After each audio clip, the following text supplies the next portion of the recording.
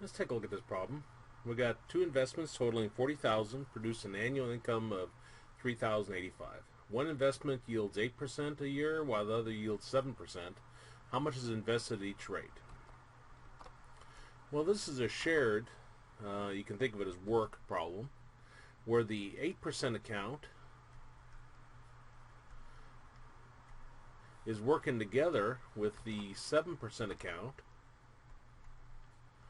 to achieve the total of annual income of $3,085. Okay, so they're working together to achieve that. Now,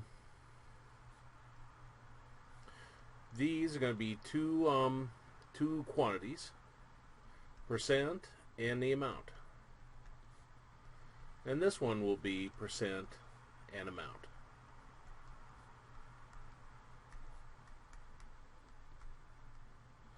Well, this is 8%, so that would be 0.08. And this is 7%, so this will be 0.07. Now let's talk about the amount. If we look at the amount over here, then our 8% account, we don't know how much is in 8%, so that would be X. So this is X. Yeah, they're asking how much is invested each rate. Now let's look at our 7% account. We don't know how much is in the 7%, but we know there's a grand total of 40,000. So let's pretend it's not, but let's pretend the amount in 8% is 10,000. Well, that means 30,000 would be in this account. And you think, well, how did you get that? Well, you take your 40,000 minus 10,000, and that would give you your 30,000. Well, it's not really 10,000. We said it's X. So we're going to put an X where the 10,000 was. So this will be 40,000 minus X. Now, I oftentimes will put a simple number example there to help me think of the setup. Those aren't used in problem except for this initial setup. So I'll go ahead and cross that off. So this amount here is 40,000 minus X. Well, now this is a linear equation. So let's refresh our memory on how to solve a linear equation. And clear this off. So solving a linear equation. Now, we have a note up at top. It says at any step, combine like terms and combine numbers. Step 1, get rid of parentheses. And we do this via the distributive property. Step 2 is get rid of fractions. And we multiply everything by the LCM of all the denominators. Step 3, we get everything with an X on one side, numbers on the other side.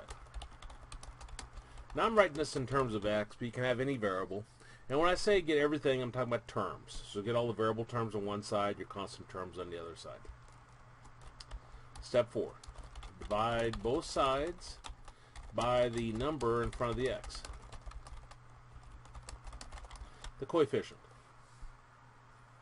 Okay, so let's go through now. First thing I'll do is clean this up a little bit before I start going through the steps. 0.08x plus 0.07 times 40,000 minus X is equal to 3,085. Step 1, get rid of parentheses. Distributive property, if you have a number in front of your parentheses, you're going to take that number and multiply it times all the terms inside. So we're going to take 0.07 times 40,000 and times a negative X. So we've got 0.08x, and I'm not very good at decimals. I think it's 28,000 or 2,800. 2,800 probably since 7%, but let's see. 0.07 times 40,000.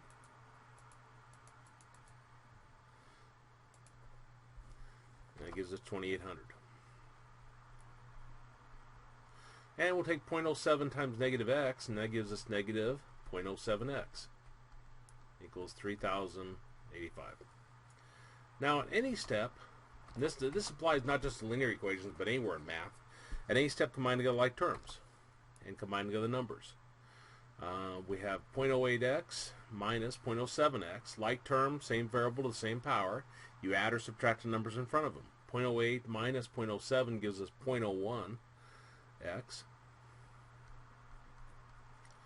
plus 2800 equals 3085. Step 2. Get rid of fractions, don't have any. Step 3. Get everything with an x on one side, numbers on the other side. So take this 2800 and move it over.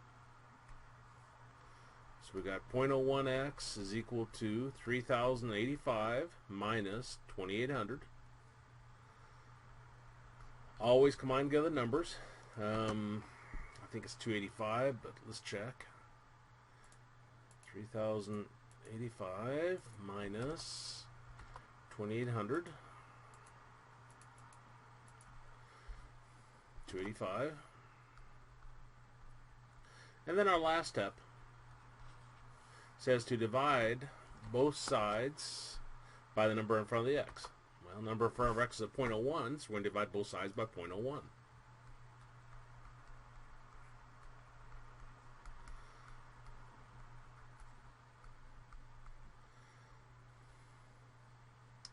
And that gives us x. Those 0.01s cancel.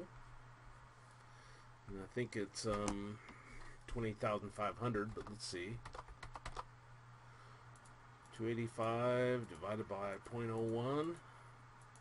Oops. Let's try it again. 285 divided by 0.01. 20,500. And this is x, which we said was the 8% amount.